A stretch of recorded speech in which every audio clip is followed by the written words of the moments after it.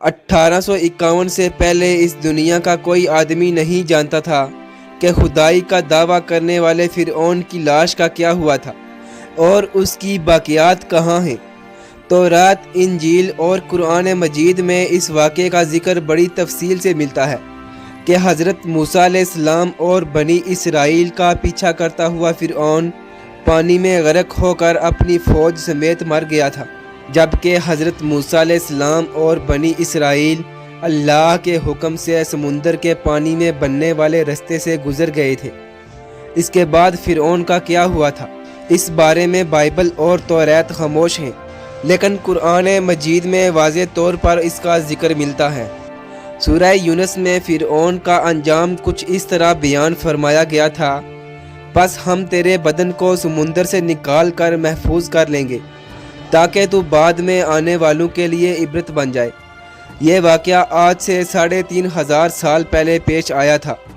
دراصل فرعون کے سمندر میں ڈوب کر مرنے کے بعد سمندر نے اس کے جسم کو اللہ کے حکم سے باہر پھینک دیا تھا، جبکہ باقی لشکر کا کوئی نام و نشان نہ ملا۔ مصریوں میں سے کسی شخص نے ساحل پر پڑی اس کی لاش کو پہچان کر درباریوں کو آگاہ کیا۔ فرعون کی لاش کو محل پہنچایا گیا۔ درباریوں نے اس کی لاش کو مسالے لگا کر محفوظ کر لیا۔ ممی بنانے کے اس عمل کے دوران ان سے ایک غلطی ہو گئی تھی۔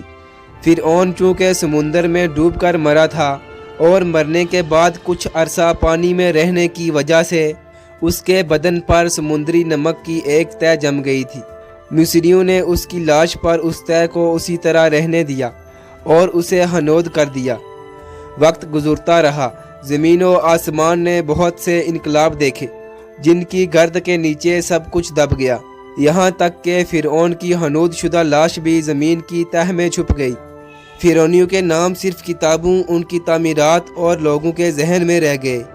اس واقعے کے 2000 سال بعد اللہ کے آخری نبی حضرت محمد صلی اللہ علیہ وآلہ وسلم تشریف لائے۔ آپ پر نازل ہونے والی کتاب قرآن مجید میں فرعون کے قصے بڑی تفصیل سے بیان کیے گئے تھے۔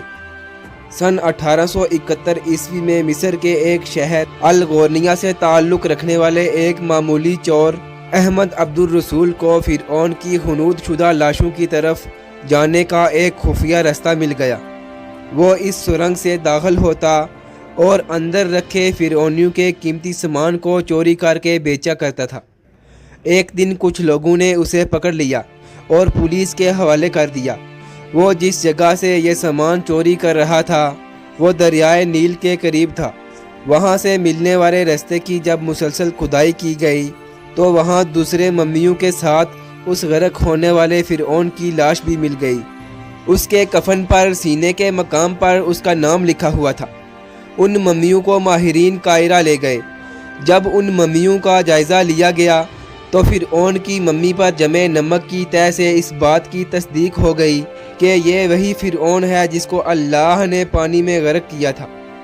اس کی جانچ کرنے کے بعد دنیا بھر کے ماہرین نے اس بات کی تصدیق کر دی کہ یہ وہی فرعون ہے جو حضرت موسیٰ علیہ السلام کے وقت موجود تھا اور خدائی کا دعوے دار تھا۔ اس کی لاش کو عجائب گھر میں محفوظ کر دیا گیا۔ 1982 میں فرعون کی ممی خراب ہونے لگی تو اس وقت کی مصری حکومت نے فرانس کی حکومت سے درخواست کی کہ فرعون کی ممی کو خراب ہونے سے بچایا جائے۔ لہٰذا مصری اور فرانسیسی سائنسدانوں نے مل کر فرعون کی ممی کو فرانس لے جانے کا فیصلہ کیا۔ جب فرعون کی لاش کو فرانس پہنچایا گیا تو ایئرپورٹ پر فرعون کی لاش کا استقبال کسی زندہ بادشاہ کی طرح کیا گیا۔